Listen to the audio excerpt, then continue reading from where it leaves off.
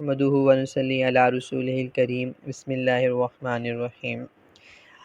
اس lecture میں ہم نبوت کے تیسرے سال کے واقعات کو دیکھیں گے کہ تیسرے سال میں کون سے اہم واقعات پیش آئے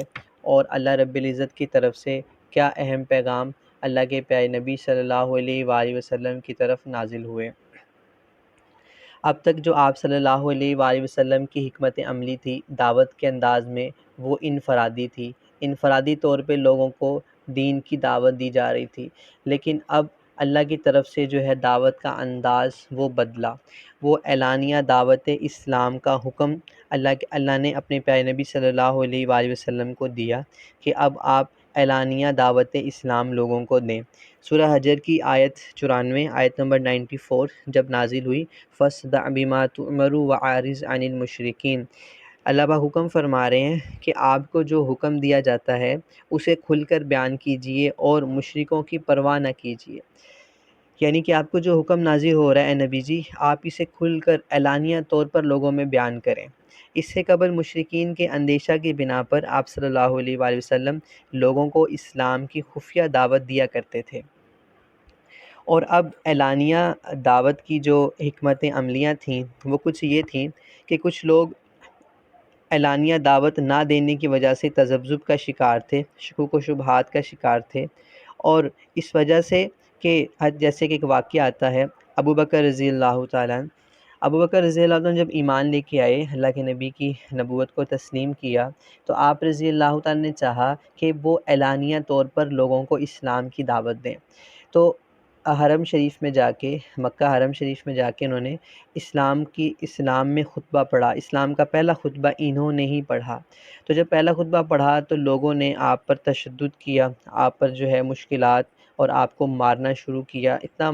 مارا کہ عباس رضی اللہ تعالیٰ نے ایک موقع پر بولے کہ اے لوگو، اگر مزید مارا تو ان کی جان جو ہے وہ نکل جائے گی، یہ فوت ہو جائیں گے، اور اگر ایسا ہو گیا تمہاری ساری تجارت بنو تائم کے رستہ سے ہے، تمہاری تجارت رک جائے گی۔ تو اس بنا پر انہوں نے چھوڑا۔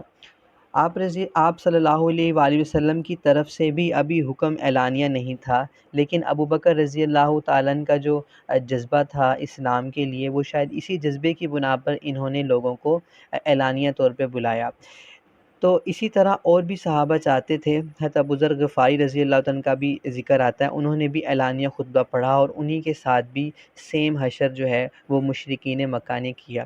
کیونکہ لوگوں میں استعداد نہیں تھی اور حق سننے کا جذبہ نہیں رکھتے تھے، اور جو ان کے دل میں جو باطل تھا، جو بتوں کا یقین تھا، یہ اسلام کی ساری تعلیمات ان کے اگینسٹ، ان کے خلاف تھی، تو وہ اس کی استعداد نہیں رکھتے تھے کہ وہ اس کو سنیں۔ تو اسی لیے باقی صحابہ بھی چاہتے تھے کہ وہ اعلانیہ طور پہ بلائیں۔ پھر اللہ کی طرف سے بھی حکم ہو گیا کہ اب آپ اعلانیہ طور پہ بلائیں، تاکہ دوست اور دشمن میں فرق واضح ہو جائے۔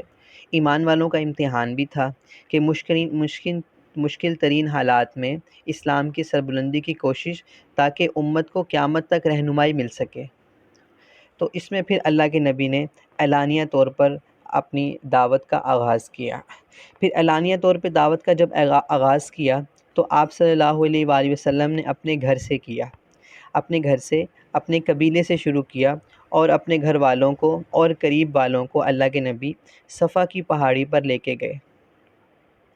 صفا کی پہاڑی پر جانے کے بعد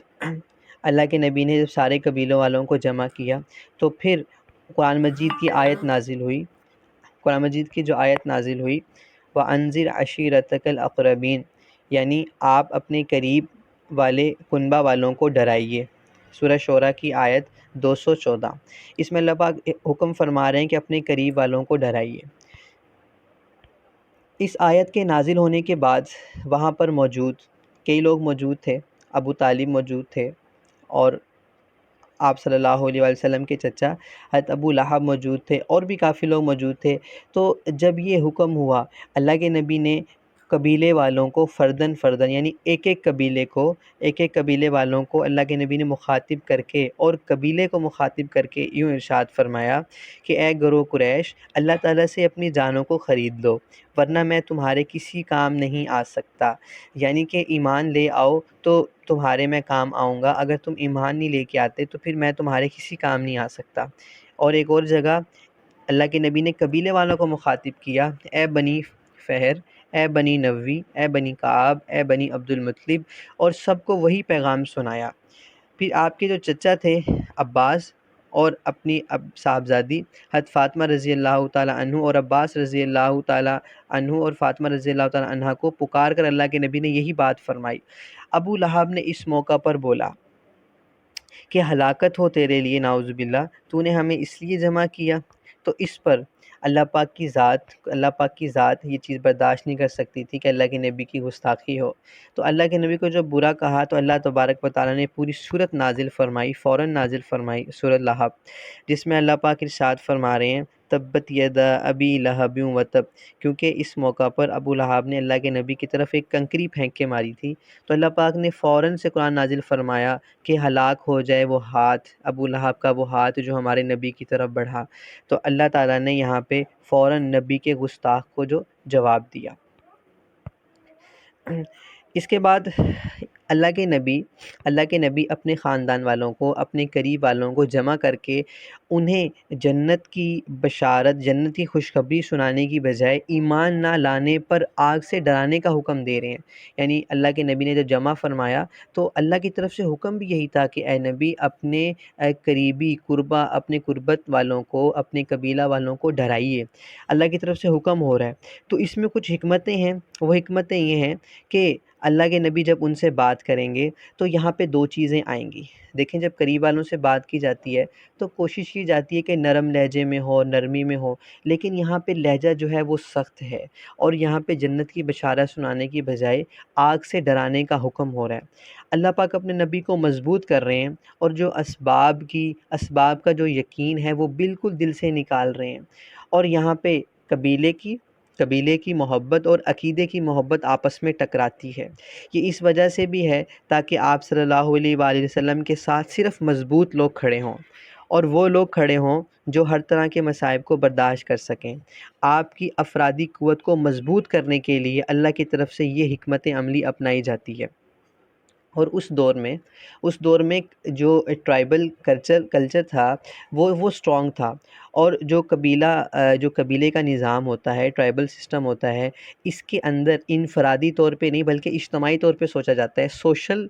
سوشلی سوچا جاتا ہے، انڈیویجولی نہیں سوچا جاتا۔ تو عام انسان کا قبیلے سے الگ ہو کے رہنا بہت مشکل ہوتا ہے، لیکن اللہ کے نبی کو حکم اس طرح سے ہو رہا ہے کہ آپ حق بات کو اعلانی طور پہ بیان کریں، اور یقیناً اس کے بعد مخالفت ہوگی، اور مخالفت ہوئی، لیکن آپ صلی اللہ علیہ وآلہ وسلم اس سے مضبوط ہوئے، آپ کے ساتھ والے اس سے مضبوط ہوئے۔ اور ابو بکر رضی اللہ عنہ کا قول بھی آتا ہے کہ مجھے اپنے والد کے مسلمان ہونے پہ اتنی زیادہ خوشی نہیں ہوئی جتنی خوشی مجھے تب ہوتی جب آپ کے چچا ابو طالب مسلمان ہوتے۔ یعنی قریبی لوگ جب ساتھ دیتے ہیں تو خوشی بھی زیادہ ہوتی ہے، اور قریبی لوگ جب ساتھ نہیں دیتے، مخالفت کرتے ہیں، تو اس سے دکھ بھی زیادہ ہوتا ہے،